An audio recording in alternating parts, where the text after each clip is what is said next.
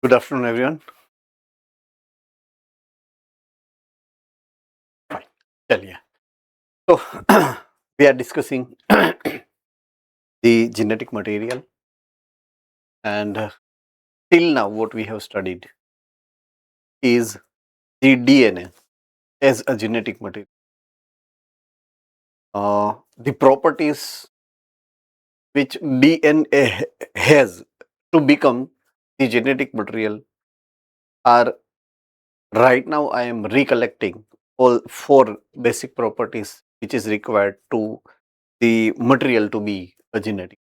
Number one, ability to get replication, right? So it should create its own replica.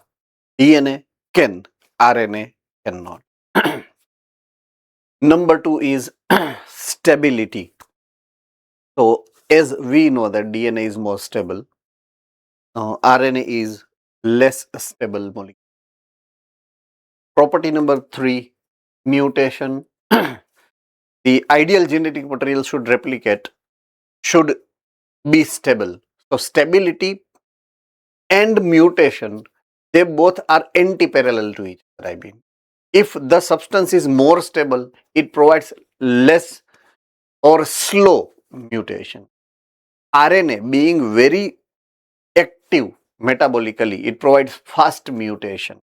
So definitely, DNA is preferable rather than RNA. And the last characteristic feature, which is expression, to be able to express as Mendelian character. So DNA has got that character rather than RNA, because RNA can be mutated easily. So may not get expressed into the next generation.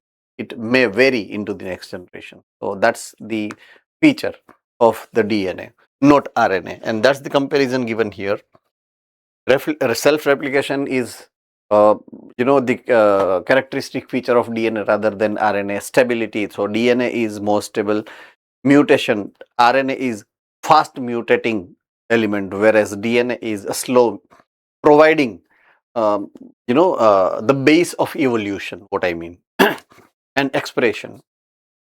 So DNA requires RNA to produce protein, and RNA itself can produce. So that's how the difference into the expression as well, with reference to structure of RNA and RNA, right? So DNA is more convenient molecule for us. Now, both way, positive parameter, usefulness of both the material, what we have studied. This was the last slide we have gone through yesterday. DNA characteristic feature, chemically less reactive, stable, structurally more stable, right? Thymidine replaces in the place of uracil, and that has provided the stability. The structural stability is provided by the change of thymine than the uracil, right? Double helical structure, right? So double helical structure, it provides the more chance, more efficiency to get repaired. Say for example, if I have two helix, if one nucleotide may get ruptured, dislocate. So I have the other complementary copy. Based on that information, I can rearrange one of the nucleotide and get it repaired easily. अब RNA के पास तो एक ही sequence है ना, तो अगर बीच में से कोई न्यूक्लियोटाइड निकल गया तो वो कौन सा न्यूक्लियोटाइड डालना है किसी को पता नहीं चलेगा. That's what the additional benefit double helical structure provides to the DNA. DNA के पास वो एक्स्ट्रा फीचर है जो आरएनए के पास नहीं. अब आरएनए की पॉजिटिव साइड की बात करें, राइट? अब दोनों को कंपेयर नहीं करना, क्योंकि हमने मान लिया कि डीएनए ही मेन जेनेटिक मटेरियल होगा. तो आरएनए की रिस्पॉन्सिबिलिटी क्या होगी? Most important, the structure which requires fast mutation, like virus. तो वायरस उसको जेनेटिक मटेरियल की तरह यूज करेगा, only virus. So that's the ultimate last point. Otherwise, it can be used as catalyst, or it can be used for mRNA, messenger, right? Transfer of genetic information. So message की तरह वो transformation में काम आएगा.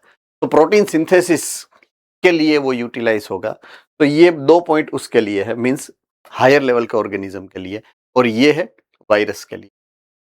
तो that's the characteristic of the RNA.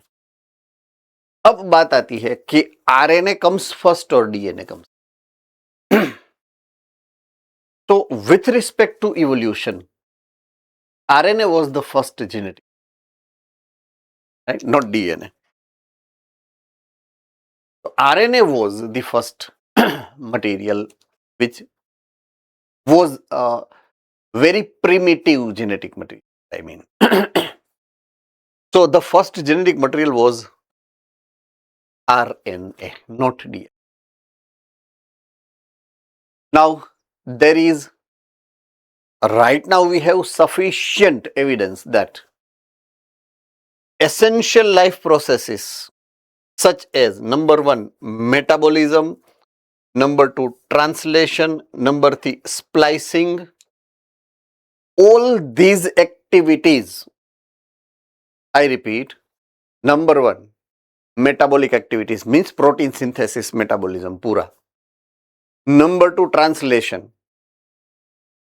genetic code, arranging the amino acids accordingly, that's translation. And number 3 splicing,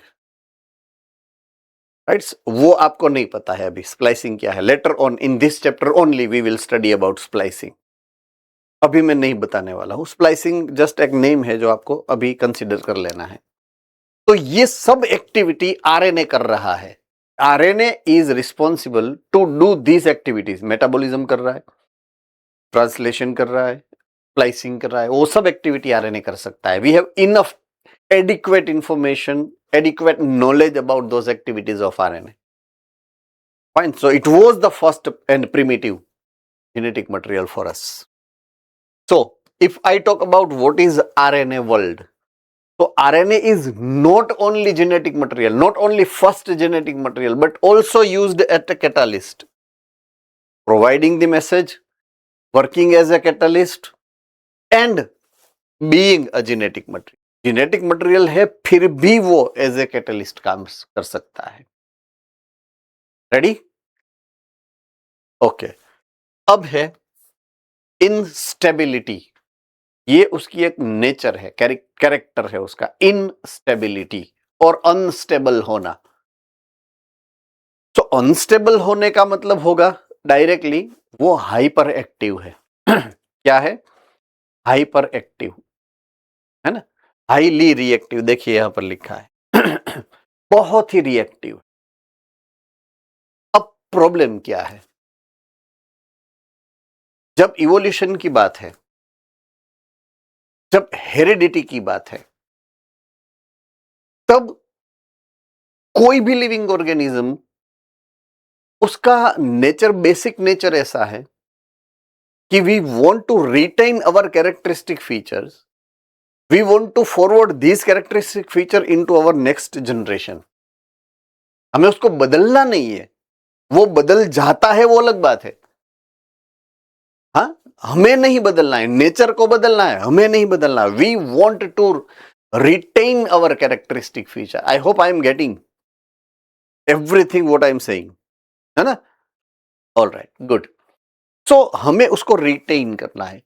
Individual living organism wants to retain the characteristic and getting it forwarded to the next generation. अब वहां पे ये reactivity जो है ना, instability, वो problem create कर रही है. एक जनरेशन में से दूसरे जनरेशन में जाएगा तो उसका स्ट्रक्चर चेंज हो जाता है आरएनए का. अगर स्ट्रक्चर, आरएनए का स्ट्रक्चर चेंज हो गया, एक्सप्रेस हुआ, तो प्रोटीन बनेगा वो सेम टू सेम तो नहीं बनेगा ना. अगर सेम प्रोटीन नहीं बना है तो फिनोटाइप बदल जाएगा. फिनोटाइप बदला, कैरेक्टर बदला, कैरेक्टर बदला तो बाप बेटे का कैरेक्टर ही अलग हो गया.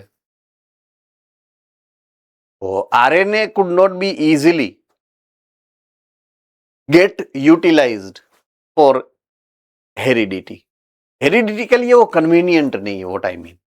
क्योंकि वो इनस्टेबल है, स्टेबल ही नहीं है। और हमें तो अपने कैरेक्टर को रिटेन करके रखना है कैसे भी करके। आदमी आदमी ही रहना चाहिए, बंदर बंदर ही रहना चाहिए, गाय गाय ही रहनी चाहिए, है ना, स्पैरो स्पैरो ही रहनी चाहिए, यह तो नेचर है।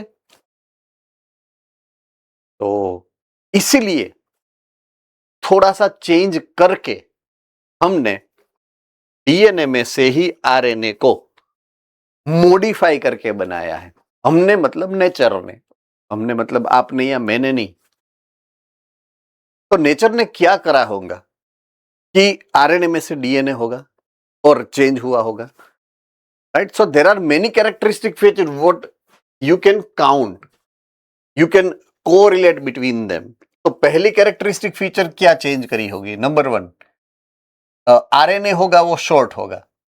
तो पहले था शॉर्ट पॉलीमर, उसको क्या कर दिया, लॉन्ग पॉलीमर बना दिया।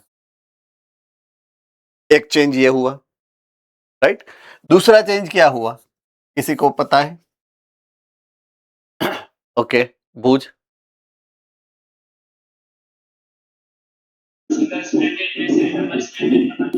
गुड, सिंगल स्ट्रैंडेड था, जिसको मैंने बनाया है डबल स्ट्रैंड। तीसरा change, third change,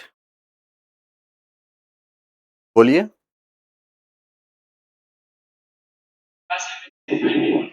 good, uracil को मैंने रिप्लेस कर दिया थाइमीन से, एंड एक और चेंज किया,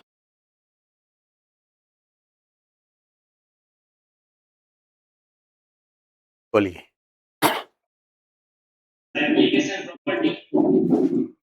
नो चेंज, वो डेवलपमेंट है, नहीं थी और आई। मैं चेंज करने की बात कर रहा हूं।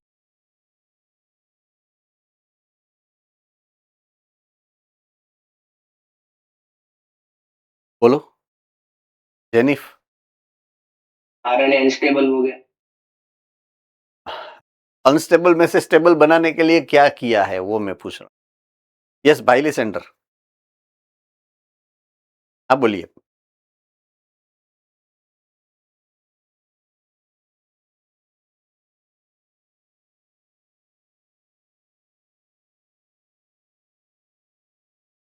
ए, ए, ए,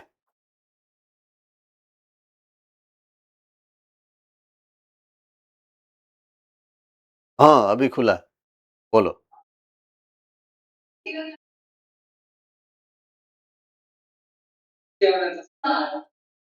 ઓકે, એ જ કહેવાના હતા, ઓલરાઈટ, પણ એ નથી તો બીજું કંઈક ગોતવાનું છે, બોલો।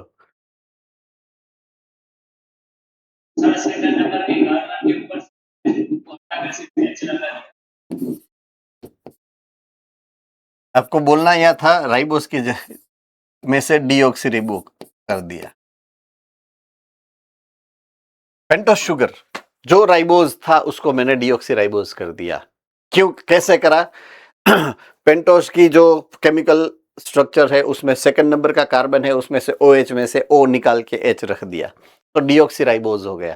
तो इतने चेंजेस हुए एंड हमारे पास अपना हीरो आ गया डीएनए, आरएनए में से चेंज होकर। So DNA originated from the chemical modification of RNA, making it more stable. ये सब कैरेक्टरिस्टिक फीचर से उन्होंने, देखिए यहां पे सिंगल में से डबल क्यों हुआ? हाइड्रोजन बॉन्ड, हाइड्रोजन बॉन्ड ने क्या दिया? स्टेबिलिटी, याद आ गया। यूरासिल में से थाइमीन, थाइमीन ने क्या दिया? स्टेबिलिटी। राइबोज में से डीऑक्सीराइबोस, डीऑक्सीराइबोस बना तो क्या हुआ? स्टेबल। तो ये तीन कैरेक्टरिस्टिक फीचर ऐसी है जिसने स्टेबिलिटी उसको दी। So that's the important point what we are supposed to remember now. So shall I move one step ahead with your permission, sirs and madam? All right.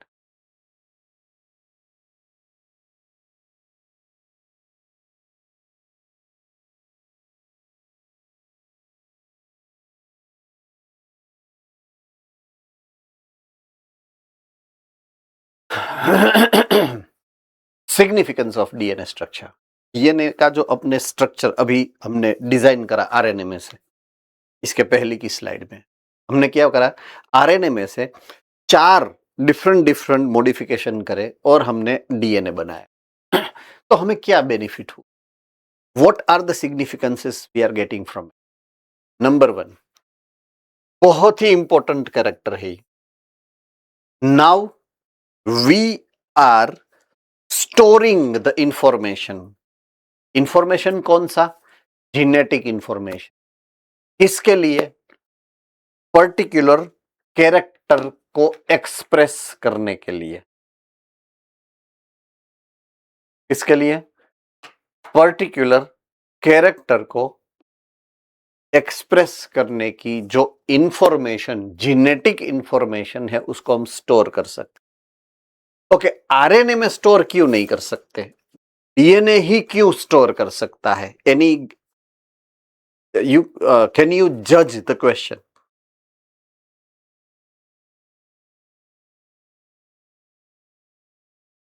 क्योंकि वो highly reactive है और वो ज्यादा म्यूटेशन करता है। Exactly, because वो तो हाईली रिएक्टिव है। कोई भी जो मॉलिक्यूल रिएक्टिव है, we can not store it easily. तो इसीलिए तो हमने स्टेबल मॉलिक्यूल में कन्वर्ट किया है उसको।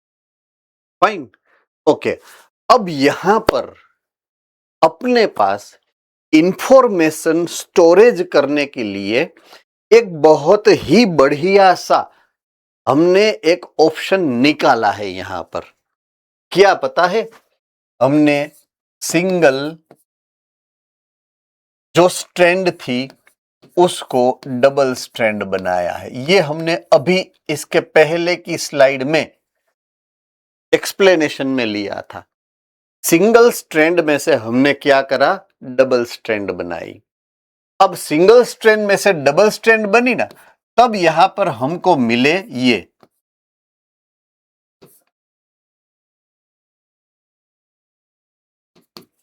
Base pairs.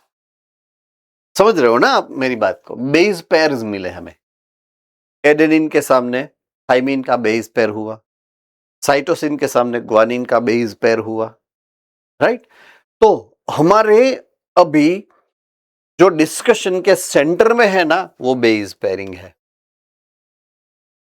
इंफॉर्मेशन स्टोरेज के लिए base pairing is playing a key feature role. Point to be noted. ये क्वेश्चन फॉर्म हो सकता है, राइट? कि इंफॉर्मेशन स्टोरेज की कैरेक्टरिस्टिक फीचर डीएनए में जो है, किसके बेस पर है? Okay, base pair is the main feature, जिसके कारण वो इंफॉर्मेशन को स्टोर करने के लिए एबल हुआ है, right? So it is imparting a unique characteristic feature to polynucleotide strand. कौन सा? बेस पेयरिंग होना। These are said to be complementary to each other. Adenine to thymine, thymine to adenine, cytosine to guanine, guanine to,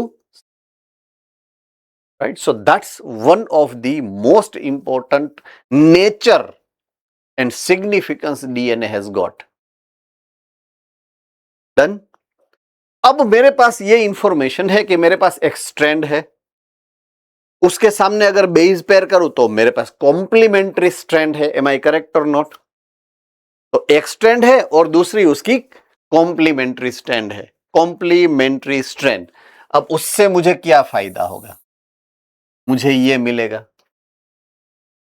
अगर मेरे पास कोई एक strand है तो सामने वाली दूसरी स्ट्रैंड कौन सी होगी, उसका जजमेंट मैं ले सकता हूं या नहीं ले सकता हूं? Understood or not? अगर मैं ये बोलूं कि मेरे पास एक डीएनए की स्ट्रैंड है, चलिए adenine, cytosine, guanine, cytosine, guanine, thymine, thymine, adenine, cytosine, guanine, thymine, adenine, adenine, ये है, ये एक स्ट्रैंड है। तो इसके सामने की दूसरी स्ट्रैंड कैसी होगी वो तो मैं पता कर सकता हूं ना आसानी से, राइट? यहां पे क्या होगा? Thymine, guanine, cytosine, guanine, cytosine, adenine, adenine, thymine, guanine, cytosine, adenine, thymine, ये हो गया। तो मेरे पास अगर मुझे इंफॉर्मेशन एक की है तो दूसरी की मैं कैसे भी निकाल सकता हूं, जज कर सकता हूं. I can make it. Information retrieval is easy. Understood? So, if the base sequence of one strand is known, the base sequence of other strand can be easily inferred. आप निकाल सकते हो उसको. अब इसका फायदा कहां पे मिला? सेल साइकिल के एस फेज में. कहां पर मिला? सेल साइकिल के एस फेज में. कौन सी प्रोसेस के लिए मिला? इसमें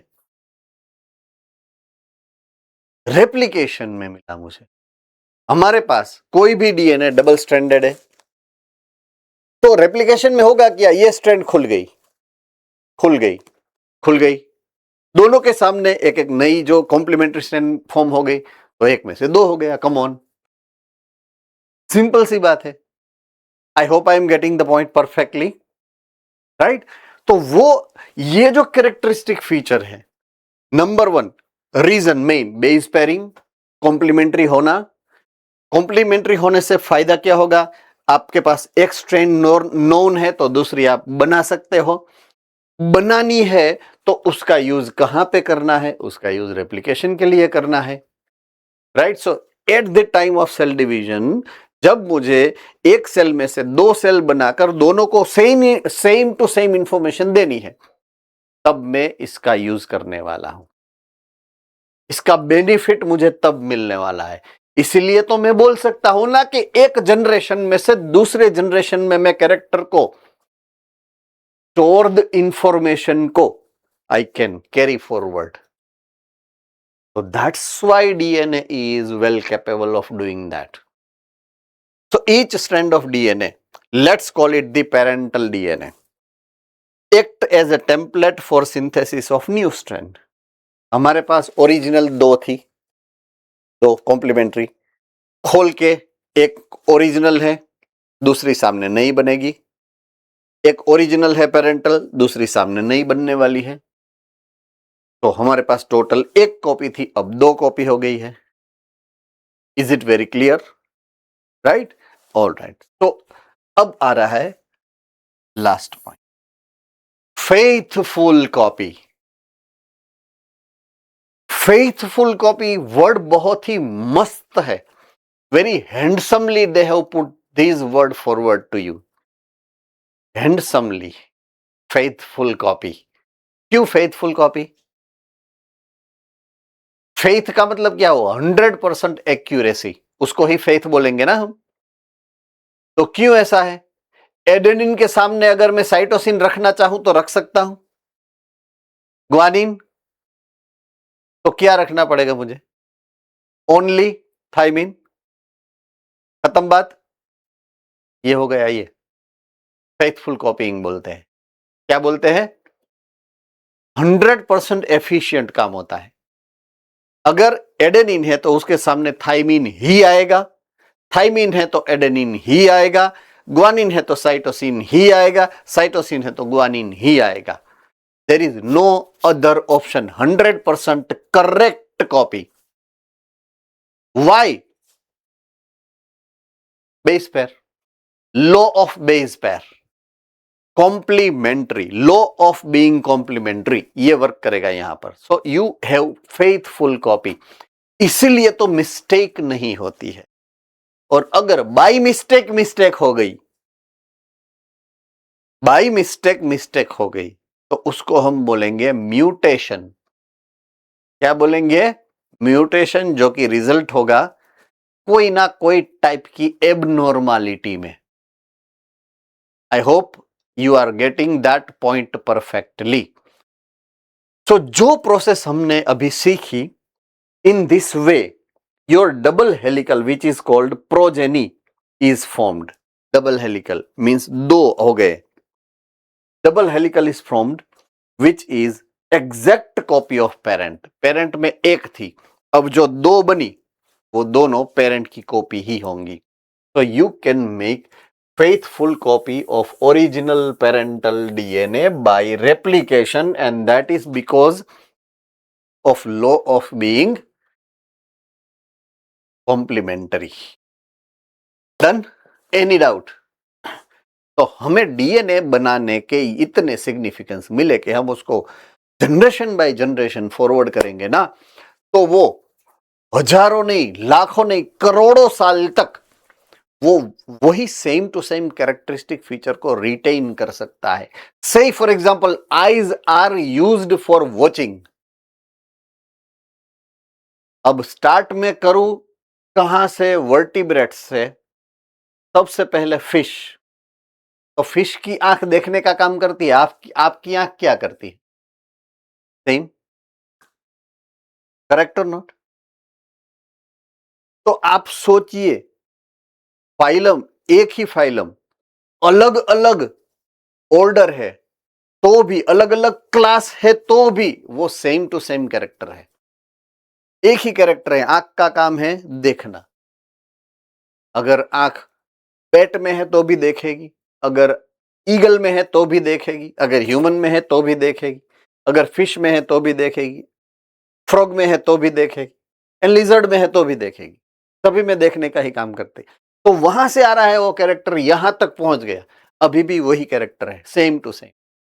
हाँ, मॉडिफिकेशन हुआ है, बट ड्यू टू डीएनए। ये किसकी देन है? डीएनए की देन है। रेडी? Alright, good. सो ये बात खत्म होती है। पहला हमने पड़ाव पार कर लिया केबीसी का, है ना? देखते हो ना केबीसी? देखा है कभी? तो क्वेश्चन का लिस्ट होता है ना, उसमें बीच बीच में पड़ाव होते हैं। तो पहला पड़ाव हमने पार किया, है ना? अब दूसरे पड़ाव की ओर चलते हैं। ये भाई किसी को पूछे बगैर भाग गया, वापस ले। अब हम जिस बारे में बात करने जा रहे हैं उसकी प्राइमरी डिस्कशन हमने कर ली है, एक बार कर लिए, and that's called central dogma. Had we have a discussion about it or all right, central dogma. So अभी तक हमने स्ट्रक्चर के बारे में बात करी है, डीएनए के स्ट्रक्चर के बारे में।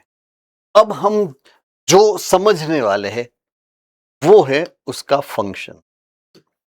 क्या है? उसके फंक्शन के बारे में।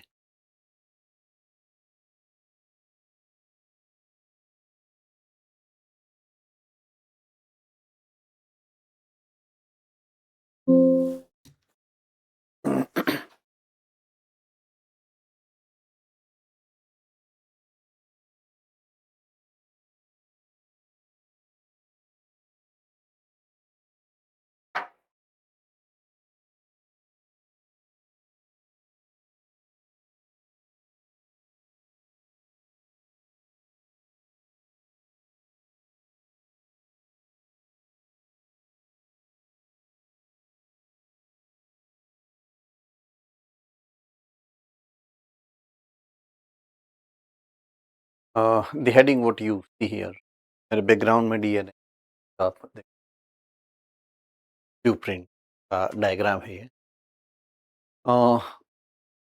जो बात मैं आपको समझाने जा रहा हूं वो अब डीएनए के फंक्शन, डीएनए का स्ट्रक्चर हमने पूरा कर लिया। अब हम डीएनए के फंक्शन के बारे में बात, what is function of D. तो डीएनए अभी हमने पढ़ा कि वो रेप्लिकेट कर सकता है, तो उसका प्राइमरी फंक्शन है रेप्लिकेशन। दूसरा, वो जो कैरेक्टर को लेके आया वो कैरेक्टर को एक्सप्रेस करना थ्रू आरएनए एंड प्रोटीन। तो ये दो चीज है जो वो करेगा डीएनए, राइट? तो डीएनए क्या करेगा? Number one, forwarding the trait.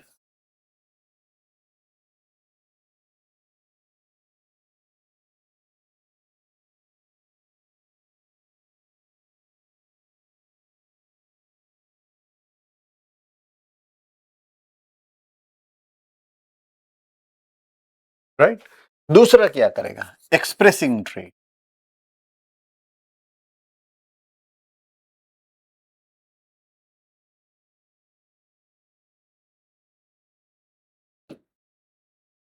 तो ये होगा थ्रू आरएनए एंड प्रोटीन। तो अब डीएनए को डीएनए बनाना पड़ेगा पहले, राइट? तो वो होगा रेप्लिकेशन। डीएनए को आरएनए बनाना पड़ेगा, वो होगा transcription.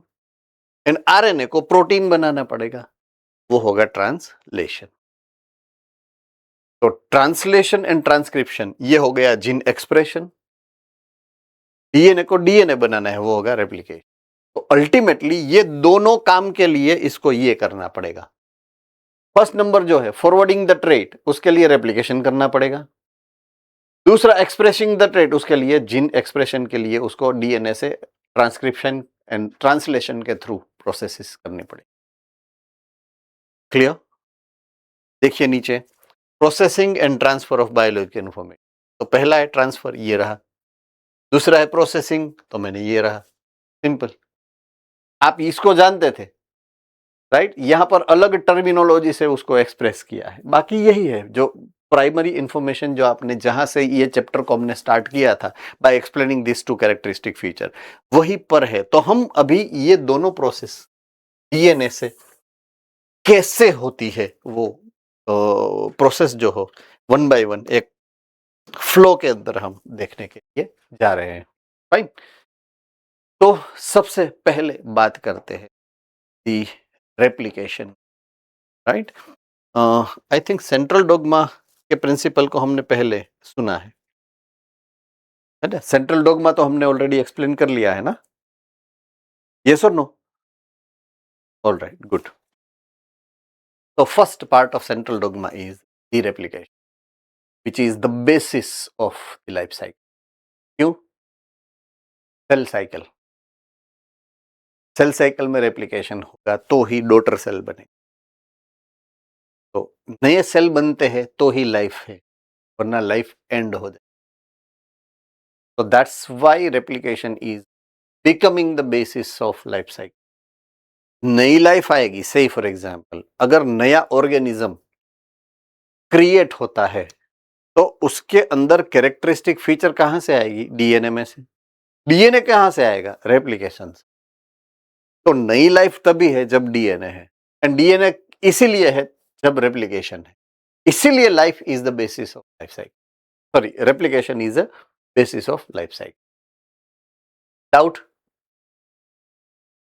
All right. Watson and Crick का नाम तो सुना होगा शायद, ready? Who has proposed the double helical structure of DNA? Immediately proposed a scheme, postulated an idea. वो आइडिया यहां पर इन द वर्ड्स लिख। So it is not acceptable, sorry, escaped. We cannot accept, escaped.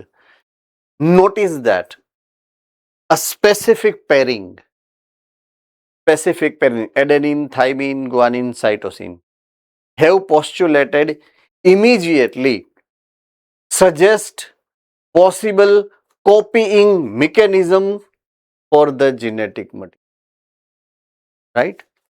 Specific pairing. ये specific pairing का मतलब क्या होगा? Adenine to thymine, cytosine to guanine, जो अपने पास है we have postulated immediately suggest the possible copying mechanism. यही तो हमें समझाती है कि जो कॉपी होने वाली है वो कैसे होगी। मेरे पास एक ओरिजिनल स्ट्रैंड है, वहां पे अगर एडेनिन है तो सामने क्या किसको मैं रख सकूंगा? थाइमिन। यहां पर थाइमिन है तो सामने मुझे क्या करना पड़ेगा? एडेनिन को रखना पड़ेगा। यहां पे साइटोसिन है तो मुझे किसको अरेंज करना है? ग्वानिन को। यहां पर ग्वानिन है तो मैं किसको लेके आऊंगा? साइटोसिन। समझ में आ रही है बात अभी? यस और नो? तो दिस इज हाउ ये जो कॉम्प्लीमेंट्री का नेचर हमने डीएनए के डबल स्ट्रैंड से रिवील किया था। किसने किया था? कॉम्प्लीमेंट्री जो सीक्वेंस है उसको रिवील किसने किया था? Yes yes, Erwin Chargaff, right?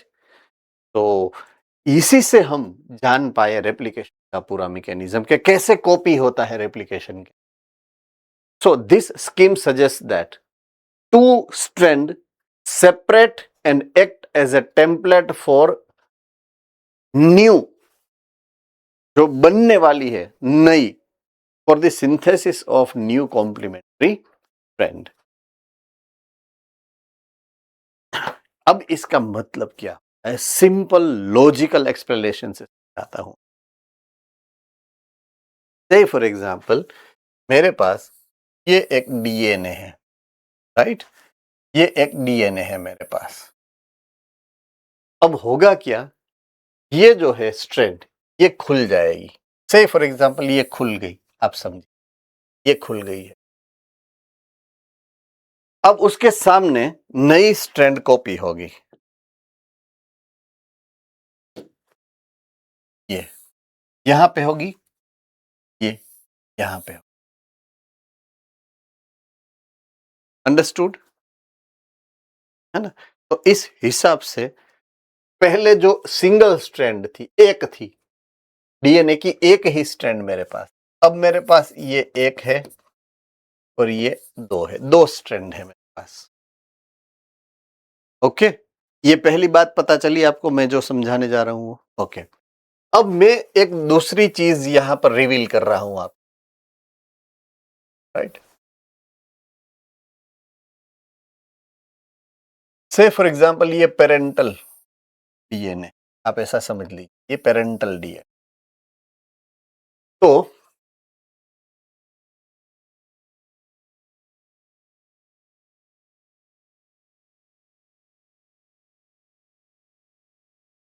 ये बेस पेयर्स है, ये साइटोसिन, ग्वानिन,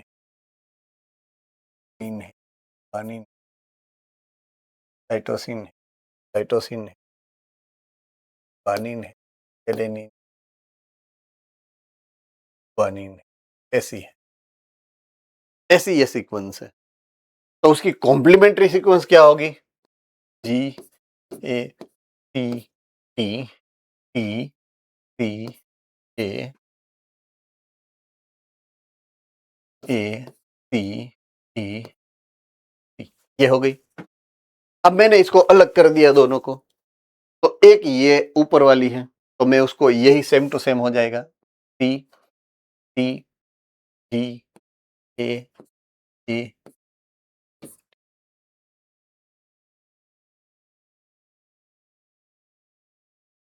राइट. ये जो है वो नीचे वाली है ये, राइट. तो ये है G A T T T A A F. अब नई कॉम्प्लीमेंट्री स्ट्रेंथ जो बनने वाली है, न्यू कॉम्प्लीमेंट्री, ये जो व्हाइट कलर वाली, इसको भी लिखते हैं. सी के सामने क्या आएगा? E A T T T A T T. अब ये और ये एक जैसे है या अलग है? एक जैसे ही है, पक्का. अब इसके सामने नई स्ट्रेंड बनाता हूं. जी के सामने आएगा T T T A A G T T C T G. देखिए तो तीनों एक सरखी है, पक्का. तो जो एक थी वो अब डबल हो गई. क्यों तीनों एक जैसी है? Because of law of complementary.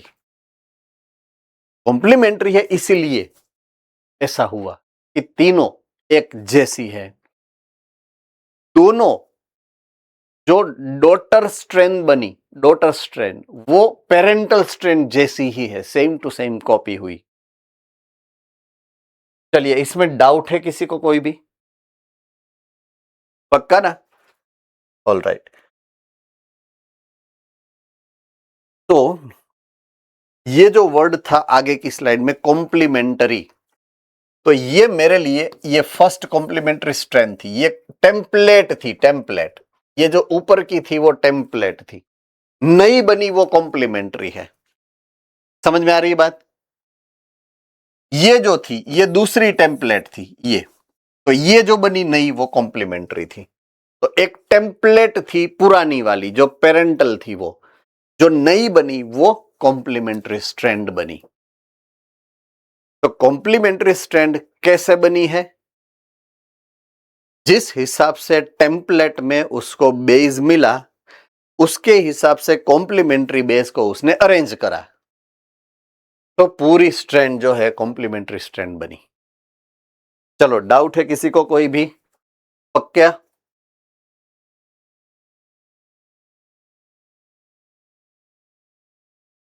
चलिए, ये जो प्रोसेस मैंने आपको सिखाई, अभी करके दिखाई, उसका नाम यहां पर दिया गया है semi conservative model of replication.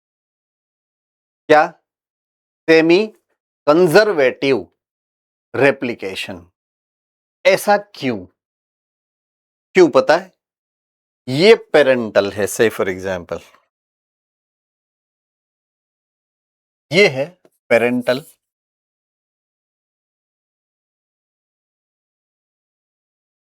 और ये जो है ये नई बनी है, राइट? तो नई जो बनने वाली है उसमें एक स्ट्रैंड, पहले तो ये पेरेंट की दोनों स्ट्रैंड खुल गई, यस और नो? दोनों स्ट्रैंड खुली, दोनों strand as a template use हुई, तो एक स्ट्रैंड पुरानी है, एक स्ट्रैंड नई बनने वाली है। जो न्यूली सिंथेसाइज दो स्ट्रैंड थे जो बनी है, उसमें एक स्ट्रैंड तो पुरानी वाली आई है, एक स्ट्रैंड तो यहां पे भी पुराने वाली है। एक ही नहीं, आधा ही नया बना है, आधा तो पहले था ही, पुराना था आधा। कंजर्वेटिव, सेमी कंजर्वेटिव, आधा ही नया बना है, आधा तो मिला है हमें। तो इसीलिए इस मॉडल का नाम रखा गया है semi conservative mode of replication. क्यों? क्योंकि पेरेंटल स्ट्रैंड को हम एज ए टेम्पलेट यूज करने वाले हैं और एक ही साइड की कॉम्प्लीमेंट्री स्ट्रैंड ही नई बनने वाली है, आधी तो थी ही पहले से ही। हम सब fine. After replication is completed, each new DNA molecule consists one parental strand and one newly synthesized strand. Now, this method of replication is called semi-conservative replication. Okay, in this method, both strand of the parental DNA separates first. IU यहां पर है ये आपके लिए, separate हो जाती है strand दोनों। Done. Second point, each strand is acting as a template.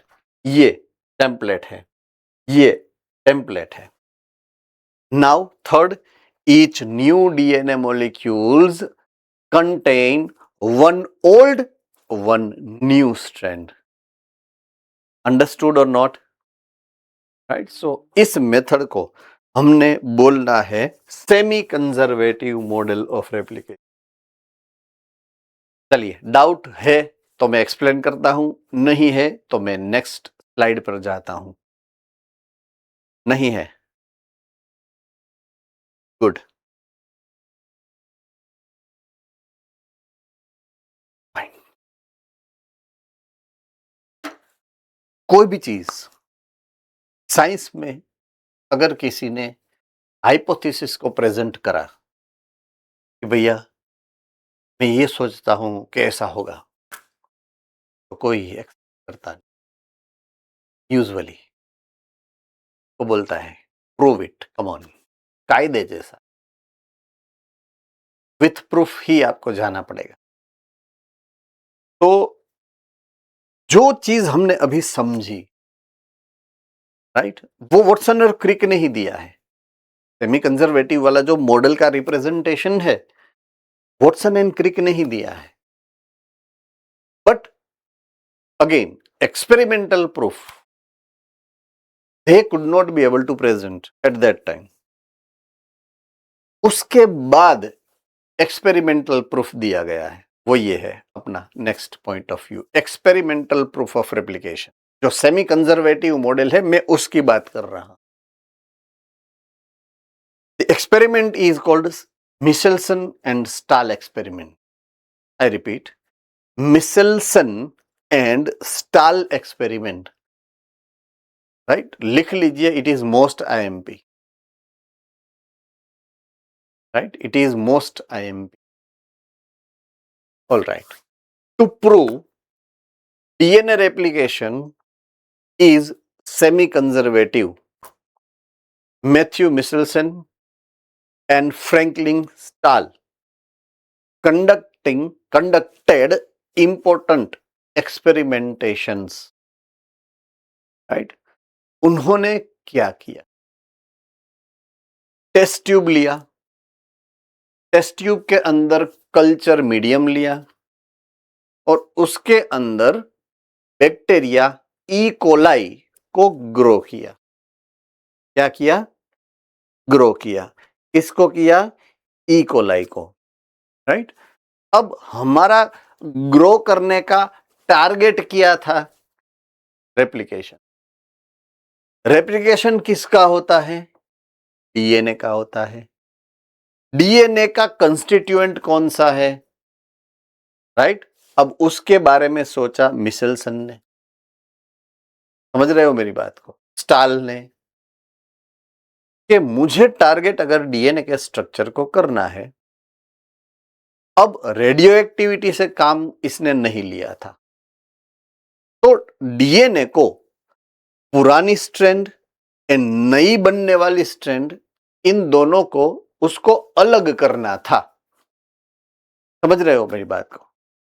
दोनों को अलग एनालाइज करना था उस, तो उन्होंने दो अलग अलग टाइप के नाइट्रोजन के आइसोटोप्स लिए। राइट, और वो उसके मोलेक्युलर वेट के ऊपर से थे, रेडियो एक्टिविटी के बेस पर नहीं। समझ रहे हो मेरी बात को? तो दो टाइप के नाइट्रोजन को उसने यूज किया है साइक्लिक कंपाउंड, नाइट्रोजन बेस बनाने के लिए।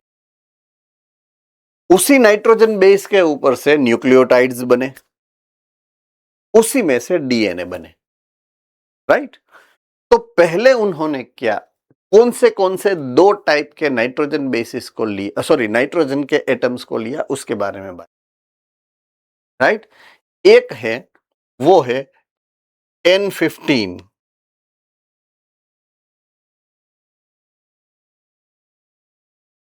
राइट, एक है N15। कौन सा है? N15, जिसको हम बोल सकते हैं हेवी आइसोटॉप। क्या बोल सकते हैं? Heavy isotope. दूसरा है N14। दूसरा कौन सा है? N14। अब ये यहां पर आपके सामने रखा है मैंने, N14। वो थोड़ा सा कम हेवी है, मतलब कि लाइट है वेट के अंदर। दूसरा isotope, that is N14। Clear? Yes और नो? ओके, तो मैं इस इंफॉर्मेशन से प्रोसेस को स्टार्ट करने जा रहा हूं। मेरे पास दो नाइट्रोजन है, एक है N15 और एक है N14। अब N15 जो है that is heavy,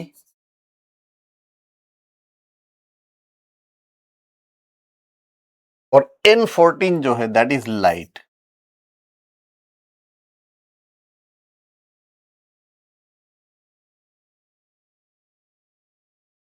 heavy isotope, light isotope. All right, अभी उन्होंने क्या करा? ओके, फेज 1,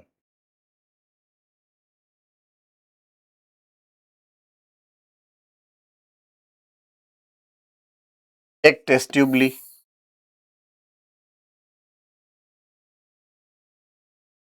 उनके अंदर कल्चर मीडियम रखा, कल्चर मीडियम के अंदर नाइट्रोजन 15 वाले नाइट्रोजन 15 वाले नाइट्रोजन बेसिस को रखा है, राइट। अब इसके अंदर ई कोलाई ऐड की, राइट, ई कोलाई को ऐड करा इसके अंदर। तो ई कोलाई से फॉर एग्जांपल एक ई कोलाई मैंने इसके अंदर डाली, एक ही ई कोलाई, ये क्या है, कल्चर मीडियम। क्या करेगा ई कोलाई, उसको खाएगा, खाएगा तो क्या करेगा, एक में से दो डिवाइड होगा। क्या होगा, डिवाइड होगा। डिवाइड होने के लिए उसको नया डीएनए बनाना पड़ेगा ना, रेप्लिकेशन करने के लिए। नया जो डीएनए बनाएगा उसके लिए उसको क्या चाहिए होगा, नाइट्रोजन बेस।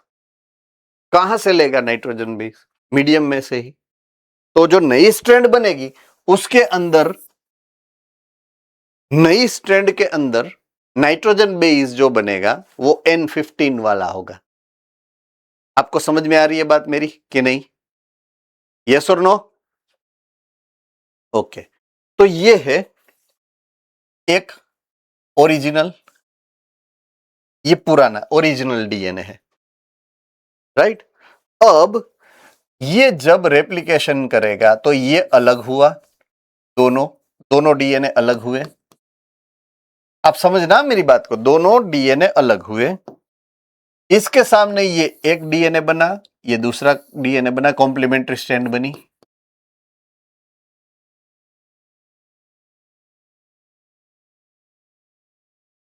तो ये नॉर्मल डीएनए से इसका वेट बढ़ जाएगा ना, क्यों, हमने N15 डाला है उसमें। ये फर्स्ट जनरेशन ही हुआ, फर्स्ट जनरेशन हुआ। अभी सेकंड जनरेशन में क्या होगा इसके बाद, देखिए, ये फर्स्ट, यहां से मैं अगर इसको यहां पे लेके जाऊं नेक्स्ट जनरेशन, तो ये एक स्ट्रैंड, ये दूसरा स्ट्रैंड, इनका ये एक स्ट्रैंड अलग हुआ, इनका ये एक स्ट्रैंड अलग हुआ।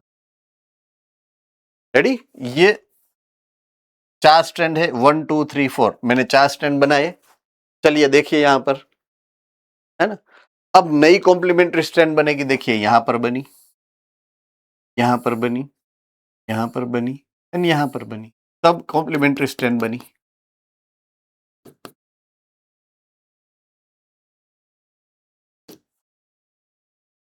क्लियर, यस और नो? अब इसके बाद इतना है मेरे पास, इसको नेक्स्ट जनरेशन में लेके जा रहा हूं मैं, नेक्स्ट जनरेशन में लेके जा रहा हूं मैं, तो मुझे सेपरेट करना पड़ेगा। चलिए कर देते हैं। इसकी 2 स्ट्रैंड है, ये एक स्ट्रैंड, इसकी 2 स्ट्रैंड है, ये एक स्ट्रैंड, इसकी ये दूसरी स्ट्रैंड है, इसकी ये दूसरी स्ट्रैंड है, इनकी 2, इनकी 2, टोटल 4, 1 2 3 4। देखिए समझ में आ रही है बात, यस और नो, है ना। तो अब नई जो स्ट्रैंड बनेगी वो ये N15 वाली है, ये नई स्ट्रैंड,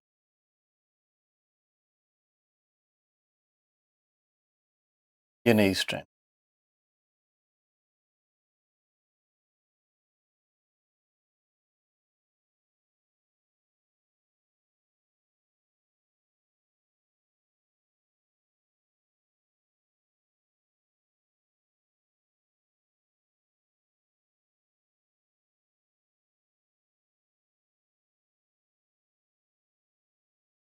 ये प्रोसेस समझ में आ रहा है, ऐसा मैं जान सकता हूं कि नहीं जान सकता? ओके, ये हमारी थर्ड जनरेशन हो गई, सॉरी, यस, ये यहां से कर देता हूं 3। तो ये पेरेंटल जनरेशन हो गई है, F1 हो गई, ये F2 हो गई, ये F3 हो। चलिए, समझ रहे हैं आप? देखिए तो, ऑलराइट। यहां पर पेरेंटल डीएनए 100% है, पेरेंटल डीएनए 100% है। यहां पर पेरेंटल डीएनए कितना है? टोटल 4 में से 2 कितने हैं? 50%। यहां पे पेरेंटल डीएनए कितना है?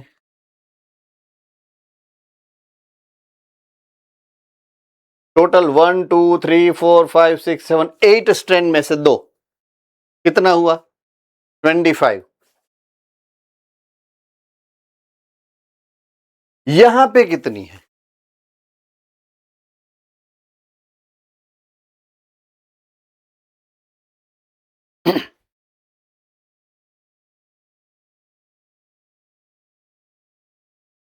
दो, 4, 6, 8, 10, 12, 14, 16। 2 आउट ऑफ 16। बोलो जेनिफ। 12.5। यस। चलिए, आपको सिर्फ ऑब्जर्व करना है इजीली। चलिए यहां पर इससे आधा यहां पर, इससे आधा यहां पर, इससे आधा यहां पर, जितना आगे जाओगे ना उसका आधा करते जाना। समझ में आ रही बात? उसका मतलब क्या हुआ? 50% पुराना, 50% नया, 50% पुराना, 50% नया, सेमी कंजर्वेटिव।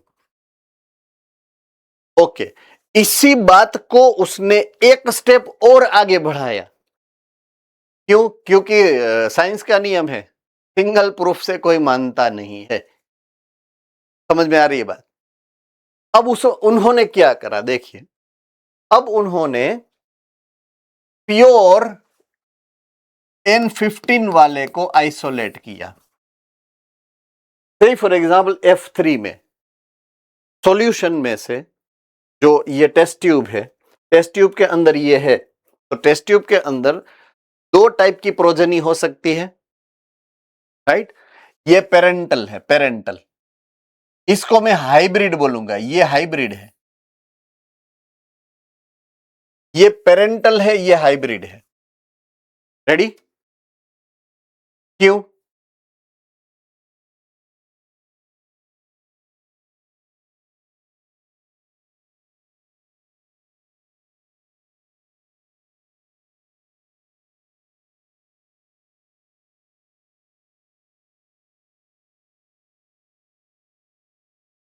बोलिए। सर ये कंडीशनल बनता है इसलिए इसलिए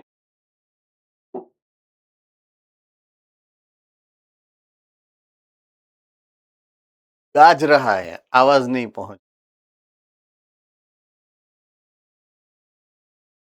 फिर से अनम्यूट करके आराम से बोलो तो एक बार।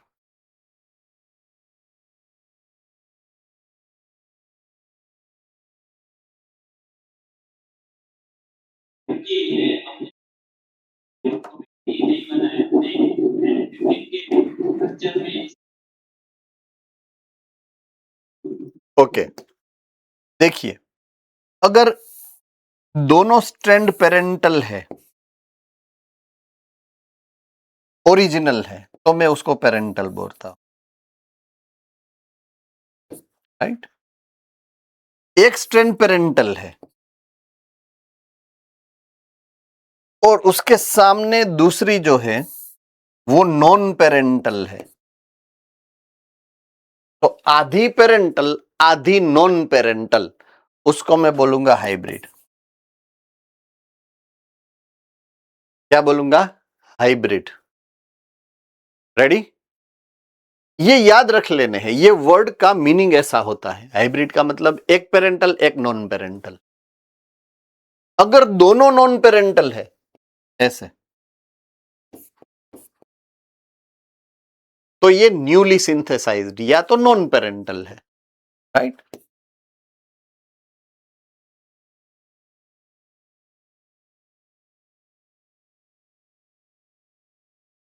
रेडी? यस और नो? ऑलराइट, सो यहां पर रेफरेंस के लिए ये वर्ड आने वाले हैं। पेरेंटल है, हाइब्रिड है, नॉन पेरेंटल है। तो यहां पर जो है ये ओरिजिनल है, ये हाइब्रिड है, ये हेवी चेन है।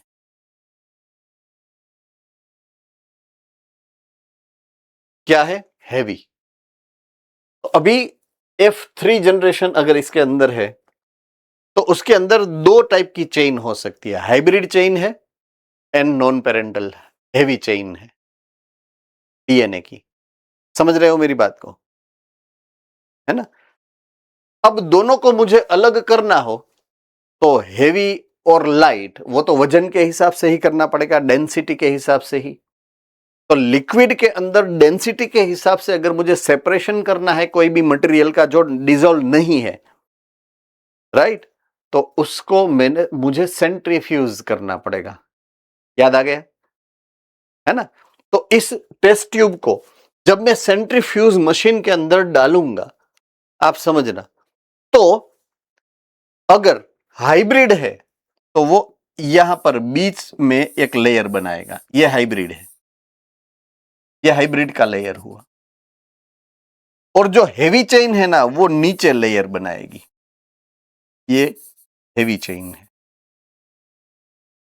Ready?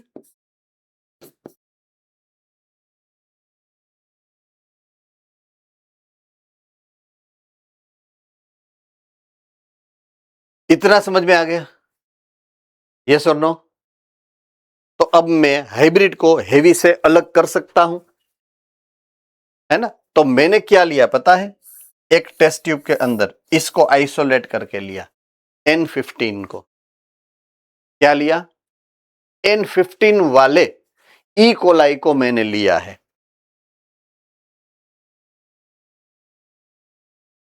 First step, phase 1, E. coli was cultured in a medium where N15 heavy isotope of nitrogen was sole nitrogen source making DNA heavy. मैंने पूरी जो रामायण पढ़ाई ना आपको अभी, वो फेज नंबर 1 था आपका। अंडरस्टूड? अब फेज 2 में क्या किया? तो फेज 2 में मैंने क्या किया, अब मेरे पास ये जो है ये, उसमें से मैंने किसको निकाला है? N15 को प्यूरिफाई किया और मैंने लिया एक नया टेस्ट ट्यूब, राइट? एक नया टेस्ट ट्यूब लिया मैंने यहां,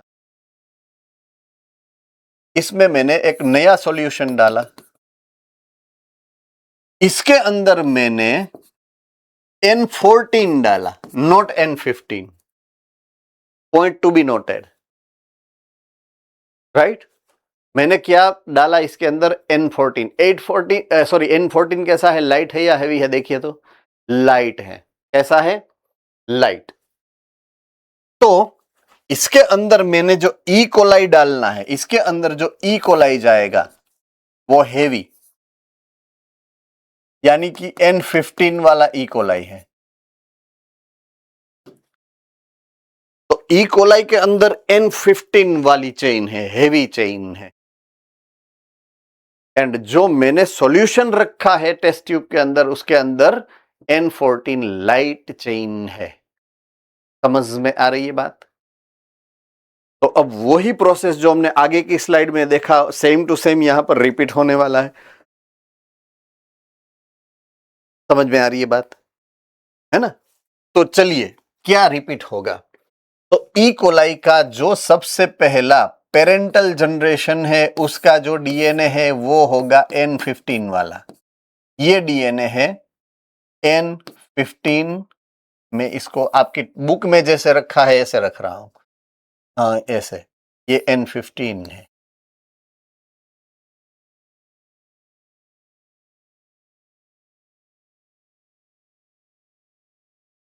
रेडी? ये है पेरेंटल जनरेशन। अब उसमें से हम निकालते हैं F1। तो ये दो स्ट्रैंड को मैं अलग कर रहा हूं, ये N15 वाली है, ये N15 वाली है। अंडरस्टूड? एक में से 2 सेल जब बनेंगे, रेप्लिकेशन जब होगा, नई स्ट्रैंड जो बनेगी ना वो N14 वाली बनेगी।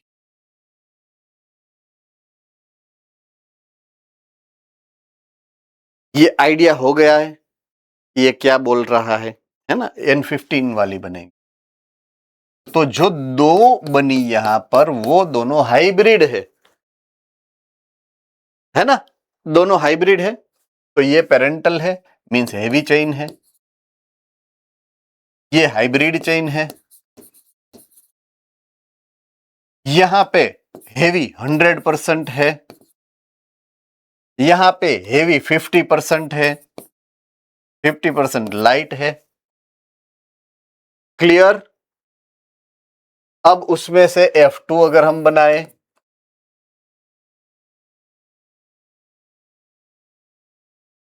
राइट, तो F2 के अंदर ये 1,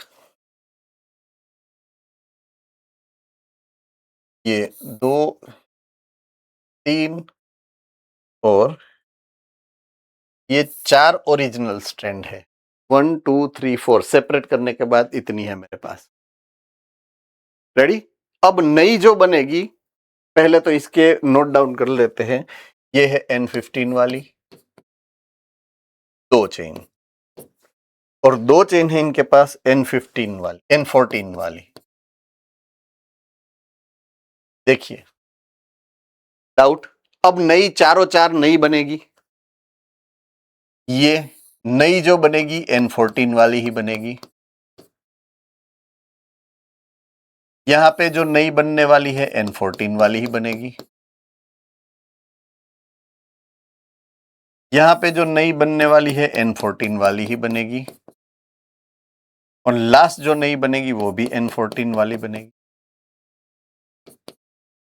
देखिए, रेडी? तो अब यहां पर पेरेंटल 100 में से 50, 50 में से कितना होगा? 25 होगा।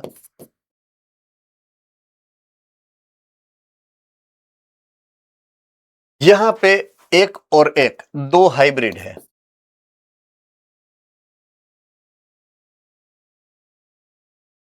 1 2 ये दोनों है लाइट चेन। कैसी है? Light chain. क्यों? 14 वाली है दोनों, राइट? ओके। अब इसका सेंट्रीफ्यूगेशन जब मैं करूंगा इनका, पहले वाले का, तो मुझे बैंड हेवी है तो कहां पर मिलेगा? नीचे। ये बैंड यहां पे मिलने वाला है, हेवी। रेडी? अब मैं इसको सेंट्रीफ्यूज करता हूं तो बैंड मुझे कहां पे मिलेगा? बीच में, सेंट, यहां पर। क्यों? इंटरमीडिएटरी वेट है, हाइब्रिड है ना, इसलिए। अगर मैं इसको करूंगा सेंट्रीफ्यूज, तो मुझे 2 बैंड मिलेंगे। इसके अंदर हाइब्रिड भी है, तो हाइब्रिड वाला बैंड तो मुझे बीच में मिलने ही वाला है यहां पर। यह हाइब्रिड का बैंड है, यह हाइब्रिड का बैंड है, ये हेवी का बैंड है। तो हेवी यहां पे, हाइब्रिड यहां पे, तो लाइट कहां पे आएगा? और भी ऊपर। तो यहां पे एक और बैंड मिलेगा मुझे ऊपर की तरफ, लाइट वाला। That's mentioned in the diagram. ये डायग्राम के अंदर सब दिया गया है, आपकी डायग्राम जो है उसमें। अब ये जो हो रहा है, 1 में से 2, 2 में से 4 जो डिवाइड हो रहा है, it is taking 20 minutes time. कितना टाइम लेता है एक डिवीजन में? 20 मिनट्स। तो जब F2 बनेगा तब हो जाएगा 40 मिनट्स। F3 बनेगा तब होगा 60 मिनट। F5 बनेगा तब होगा 80 मिनट्स। तो क्वेश्चन क्या आएगा आपके? क्या आ सकता है? After 80 minute of the culture, what would be the percentage of hybrid?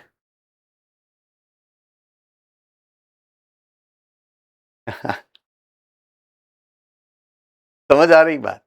तो आपको क्या करने का, 80 मिनट्स मतलब 4 बार डिवीजन होगा, 1 2 3 4, तब 80 मिनट्स होती है। तो फर्स्ट डिवीजन में ये, सेकंड डिवीजन में ये, थर्ड डिवीजन में 12.5, देन फिफ्थ डिवीजन में 6.25। सो पेरेंटल कितना होगा, 6.25। तो अब आपको परसेंटेज में पूछेंगे तो 6.25 आप बोल सकते। नंबर ऑफ हाइब्रिड पूछेंगे तो क्या करोगे आप? नंबर ऑफ हाइब्रिड यहां पर कितने हैं, यहां पर कितने हैं, इसके बाद कितने, ये भाई 4 कहां पे है दिखा तो, हाइब्रिड ये एक और ये दो, दो ही है। इसके बाद कितने हो सकते हैं?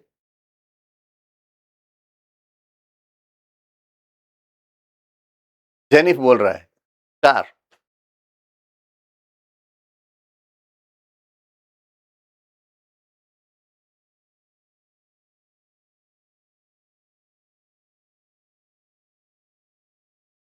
दो ही होगा, इसके बाद दो ही होगा, इसके बाद दो, दो दो ही होता है। हाइब्रिड कभी दो से ज्यादा नहीं होगा। समझ में आ रही बात? That's called twisted question. Number of light, F1 में नंबर ऑफ लाइट कितने हैं, 0। F2 में कितने हैं, F3 में कितने होंगे, 4। F4 में कितने होंगे, 8। तो वो इस हिसाब से इंक्रीज होंगे। ये सब शॉर्टकट्स है जो आपको याद रखने, अगर पूरा नहीं कर, वरना तो ये पूरा करना पड़ेगा आपको। इतना टाइम होगा आपके पास नीट एग्जाम में? नहीं होगा। तो इसीलिए ये क्वेश्चन इंपॉर्टेंट है, इसलिए ये टॉपिक इंपॉर्टेंट है। इसमें से अगर क्वेश्चन पूछे तो समझ लेना 10 मिनट खा जाएगा। लेकिन आपको शॉर्टकट्स याद रखने हैं जो मैंने आपको समझाए, जितने भी अभी एग्जाम्पल में मैंने आपको समझाए, वो सब शॉर्टकट्स आपको याद रखने, ताकि आपको अगर पूछा जाए तो आपको पता चले, परसेंटेज वाइज पता चले, नंबर वाइज पता चले, मिनट वाइज पूछे तो पता चले, एटसेट्रा।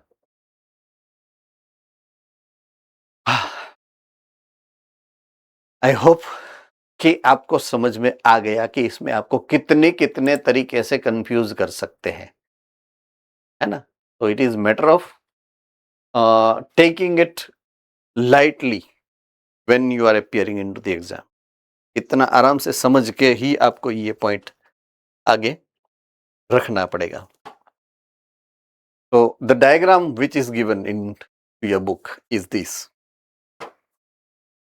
अगर आप कोरिलेट करोगे जो मैंने आपको समझाया कर करके एक एक स्टेप, एंड जो आपको दिया गया है, राइट, दोनों सिमिलर है जो मैंने आपको समझाया परसेंटेज वाइज, वो यहां पे ईच एंड एवरी स्टेप में मेंशन्ड है कि if semi conserve method is correct after first division all DNA is hybrid. दोनों के दोनों हाइब्रिड है। देखिए ये रहा, फर्स्ट डिवीजन के बाद ऑल आर हाइब्रिड, सभी हाइब्रिड है। Ready? Do you or can you compare this to capital T, small t, small t, capital T, small t, F1 all are capital T, small t? That's the proof कि Mendel was right. That's the proof कि Mendel was right. Right? N15, N15, capital T, N14, N14, small t, combination हुआ F1 में capital T, small t का। देखिए ये रहा capital T, small t, capital T, small t का। That's the comparison. Immediately दिमाग में आना चाहिए, yes, that's the same thing Mendel has told year नहीं, ages before. This is the same thing. Right? All right. So that's the thing कि वो hybrid ही होंगे F1। F2 में क्या होगा? 50-50 हो जाएगा, 50% हाइब्रिड, 50% लाइट। F2 में क्या होगा? 25% hybrid, 75% light DNA, right? So the experimental result were complete agreement with prediction of the semi conservative model. तो ये रहा आपके सामने proof of the semi conservative model. Centrifuge, जिसके बारे में मैंने बात की थी, सेंट्रीफ्यूगल फोर्स। ये मशीन है सेंट्रीफ्यूज का, जिसमें टेस्ट ट्यूब अरेंज करने के बाद कैप बंद करके उसको अगर फेरा जाए तो वो अलग कर देता है according to the density material को। तो centrifugal force is the force that attempt to push rotating subject away from the center. In centrifuge, the force is used to DNA molecule with higher mass or density move downward. जितना high density वाला means heavy है वो तड़िए यानी कि नीचे जाएगा, राइट? The molecule with lower mass और density move downward at the slower rate. वो नीचे जाएगा पर स्लो रेट से जाएगा। तो जो हैवी है वो बहुत ही जल्दी नीचे जाएगा और जो लाइट वेट है वो धीरे धीरे नीचे जाएगा। तो ऊपर कौन रहेगा? जो लाइट है वो। नीचे कौन चला जाएगा? जो हैवी है वो। तो इन this way density based separation of various DNA molecule becomes possible. DNA को अगर मुझे अलग करना है तो मेरे पास बेस्ट टेक्नोलॉजी जो है वो ये है सेंट्रीफ्यूगेशन, जो कि डेंसिटी के बेस पे मॉलिक्यूल को अलग करती है। Fine, that's it for now. आज के लिए इतना काफी है। नाउ क्रोमोसोम का रेप्लिकेशन के बारे में हम नेक्स्ट लेवल पे कल से बात करेंगे, है ना? I will see you tomorrow. Till then take care of yourself.